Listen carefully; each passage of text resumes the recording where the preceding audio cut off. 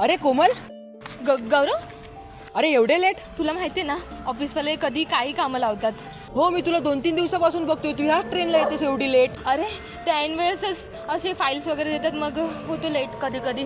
अरे तुला माहिती आहे ना आता वातावरण कसं चालू आहे, जरा लवकर येत जा. हो रे, आज पण उशीरच झालाय रे खूप. हो पण ठीक आहे, पण तू एवढी घामाघूम का झालेस? अरे स्टेशनवरून चालत आले ना घाईघाईत, तर थोडं आलाय घाम. मी काय म्हणते, मला घरापर्यंत थोडं ड्रॉप करशील का प्लीज?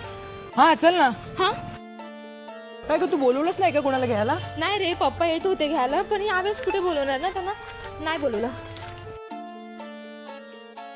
थँक्यू सो मच हा गौरव. ॲक्च्युली तू आला नसतास ना, तुला माहिती आहे एक मुलगा ना. गौरव काय करतोस? अरे काय चाललंय? 3-4 दिवस का लक्ष काय तुझ्यावर उगाच ठेवत होतो काय?